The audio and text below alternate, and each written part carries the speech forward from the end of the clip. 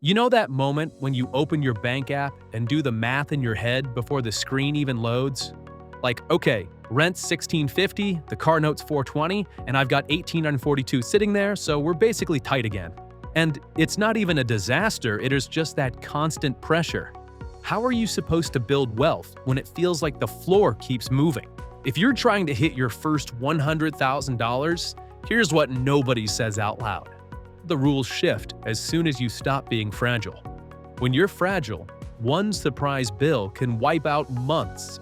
When you're stable, you can finally play offense. So this is the fastest practical path.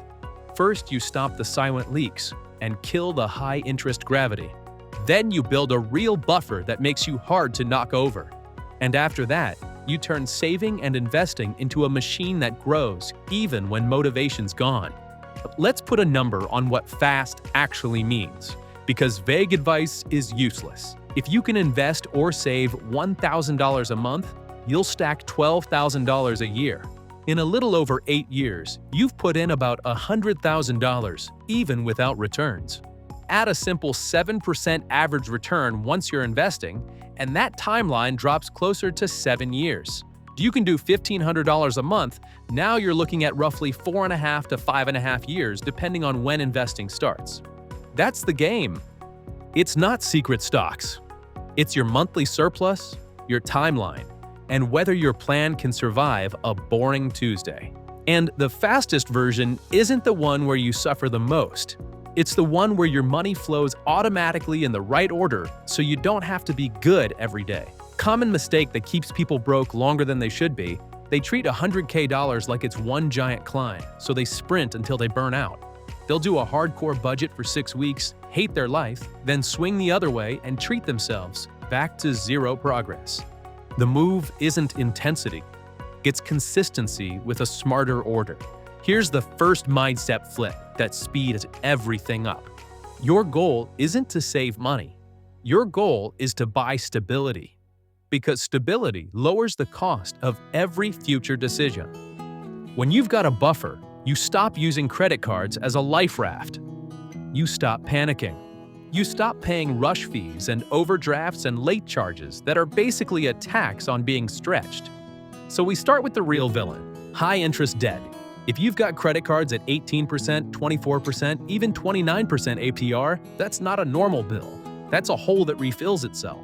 Investing while carrying that kind of balance is like trying to walk up an escalator that's moving down.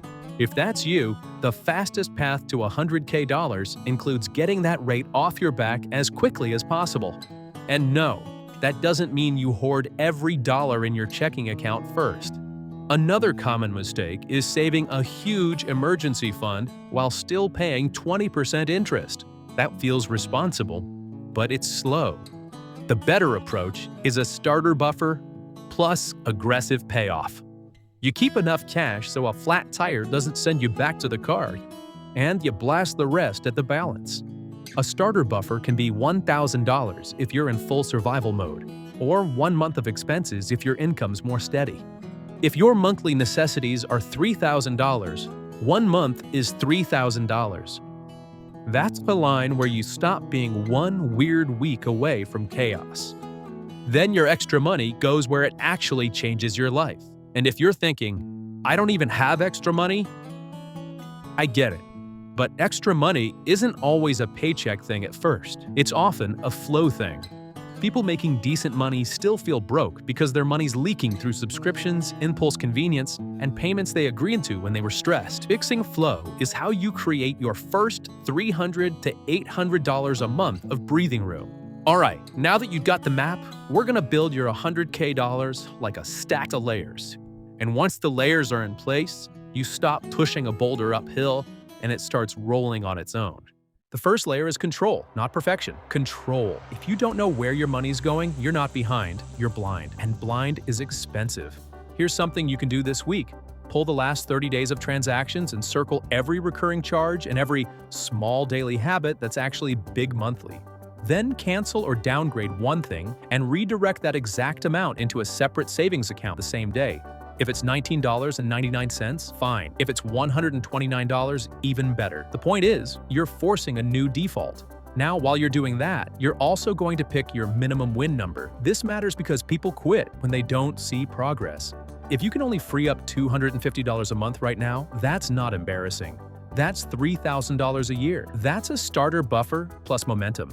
If you can free up $500, that's $6,000 a year. And if you can get to $1,000, you're officially on the fast-track timeline we talked about. The second layer is your buffer, because your buffer is what stops backsliding. I like thinking in 3 levels. Level 1 is $1,000 for true emergencies. Level 2 is 1 month of expenses. Level 3 is 3 to 6 months, depending on how stable your income is.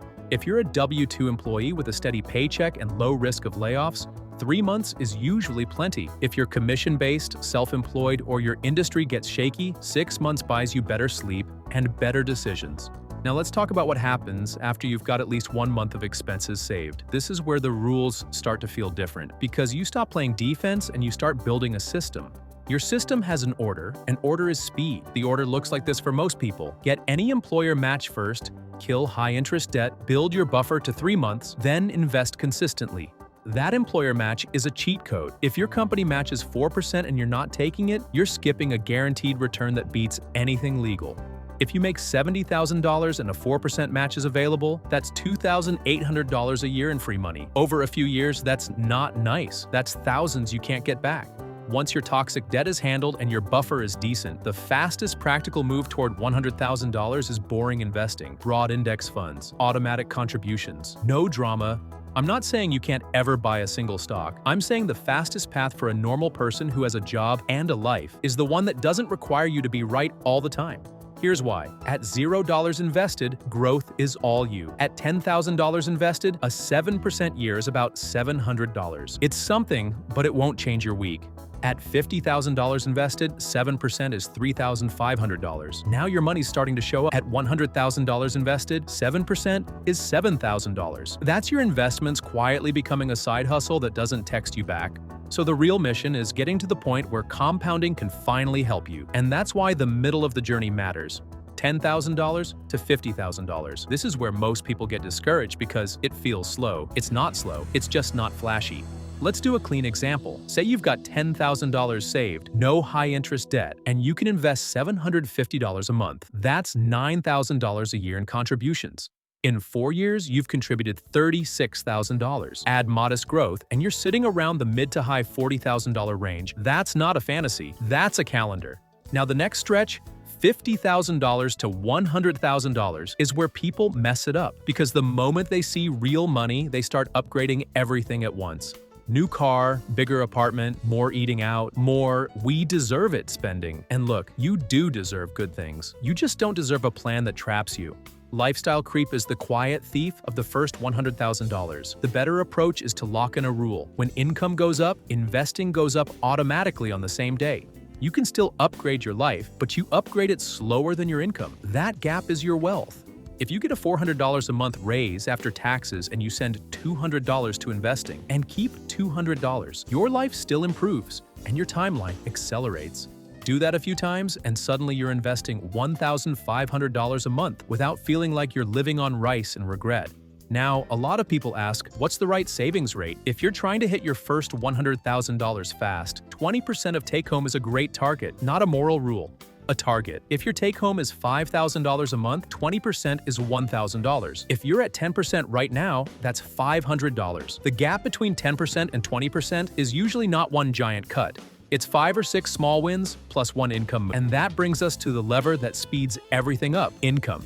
Here's the uncomfortable truth. Cutting $3 off your groceries doesn't move the needle like earning an extra $10,000 a year. A $10,000 raise might be $600 to $700 more per month after taxes, depending on your situation. If you invest even half of that, you just bought yourself years. So if you want the fastest, practical path, you don't ignore spending, but you stop worshiping it. You keep your spending under control, and you put serious attention on earning power. Here's something you can do this week. Pick one income move and execute a first rep. That could be applying to 5 roles that pay 15% more, booking one networking coffee, asking your manager what it'd take to earn the next title, or posting one offer for a simple service you can deliver on weekends. One rep, not a whole new identity, just a real action that creates a new door. Now let's talk about a mistake that looks smart but slows you down: waiting for the perfect time to invest. If you're always waiting for the market to calm down, you'll miss half the compounding years you'll never get back. The market's weird a lot of the time. That's normal. The move is automatic investing on payday. When you invest every paycheck, you buy more when prices are down and less when prices are up without even thinking about it.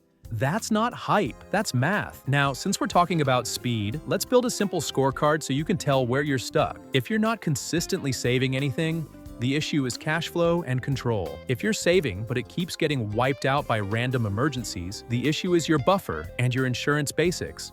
If you've got a buffer and you're still not moving, the issue is usually lifestyle creep or income. If you're investing but your balance doesn't grow the way you expected, the issue is either contribution size or you're interrupting the process by pulling money back out. That last one matters. Your first $100,000 doesn't happen when you save it. It happens when you keep it. A lot of people hit $20,000, then pull $8,000 for a vacation and a new couch. Then they rebuild, then they pull again. That cycle keeps you stuck in the same chapter for years. I'm not telling you to never enjoy your money. I'm telling you to stop financing joy with your future. Give yourself a fun line item so you don't feel trapped, but keep the big goal protected. If you're investing, you also need to keep your money simple. This is where people get distracted by advanced stuff too early. Options, day trading, crypto moonshots, the whole circus. Could someone get rich that way? Sure, but the fastest practical path for most people is the one with the highest odds, not the best story. Broad diversification, low fees, automatic contributions, and patience.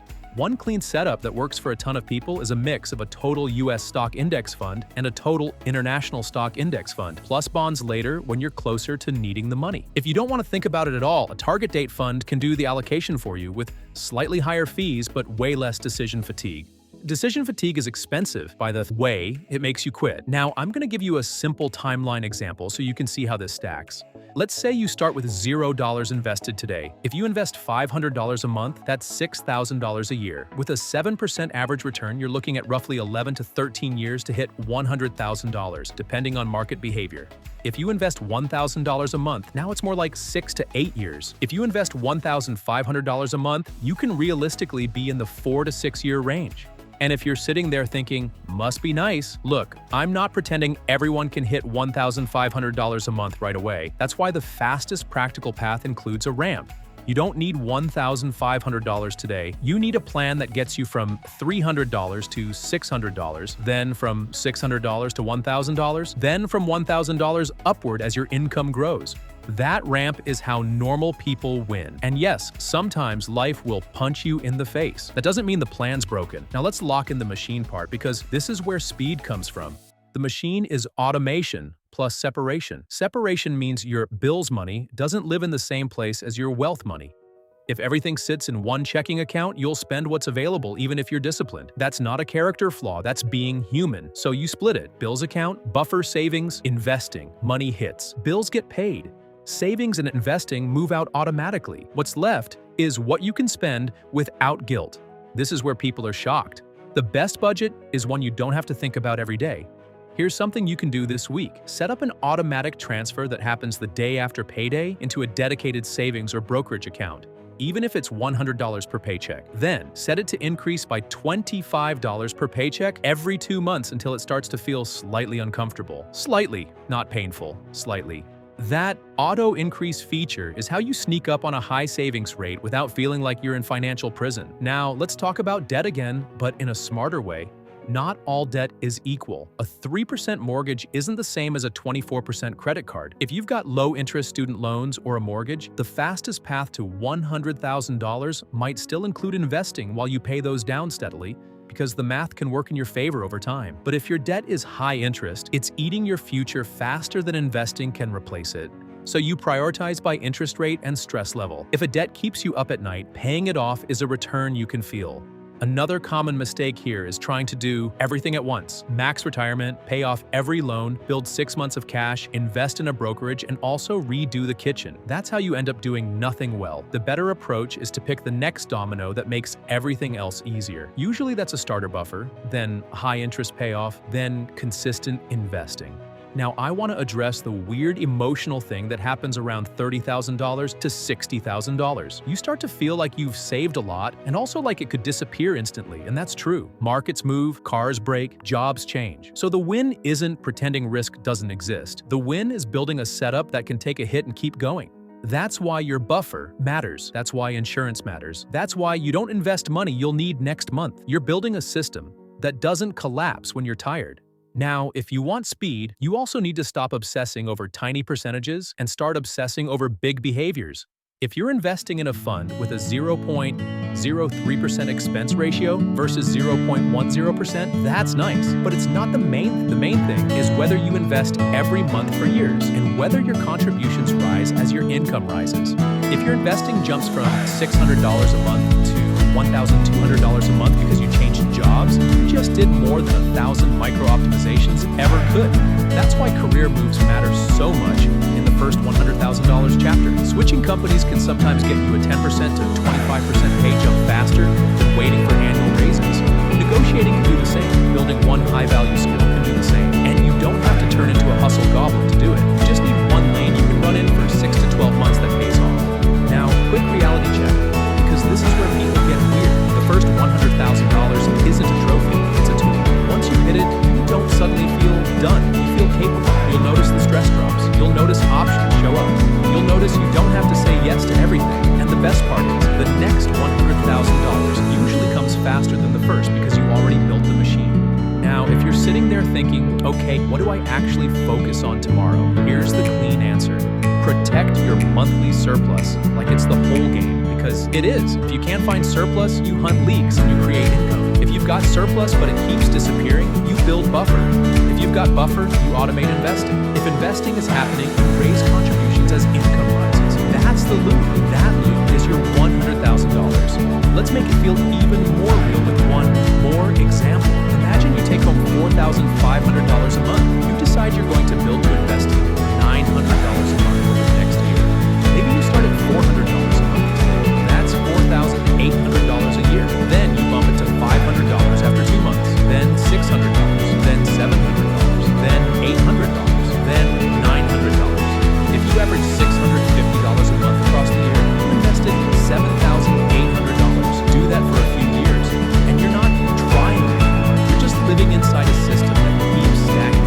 Now imagine you land a job change, all that adds $800 a month after taxes, and you send $400 of that straight into investing. Now your average is $1,050 a month. At $1,050 a month, you're contributing $12,600 a year. With market growth over time, you're not asking if you'll hit $100,000. You're asking when. That's the feeling you're chasing, not a magic hack. Certainty. And look, if this is clicking and you want more videos that are actually about the mechanics, not the motivational poster stuff, hit subscribe. I'm gonna keep giving you the playbook without the fluff. Now, as you get closer to $100,000, here's the trap that sneaks in. You start seeing your money as available. You'll be tempted to buy the nicer car because you can. You'll be tempted to upgrade everything because you've earned it. You'll be tempted to loosen the plan because you're tired of thinking about money. That's normal. So you need one rule that keeps you from accidentally resetting the clock. My favorite rule is simple. Your investments aren't a checking account. If you want something expensive, you create a separate future purchase fund and you pay cash from that, not from your investing bucket. Because the second you start pulling from investments for lifestyle, you're not building wealth, you're renting progress. And the funniest part is, once you hit $100,000, you'll realize the stuff you thought would make you feel rich doesn't hit the same as financial calm. Financial calm is the real flex. So let's land this with a tight recap you can actually remember when you're busy. Speed comes from order and automation. You stop the leaks so surplus exists. You build a buffer so life doesn't knock you back to zero. You kill high-interest debt because it's stealing your future. You invest simply and consistently so compounding can finally do its job. And you raise income and contributions over time so the timeline keeps shrinking. That's it. That's the fastest practical path. You don't need to be perfect. You need a default that keeps working when you're not in the mood. Keep stacking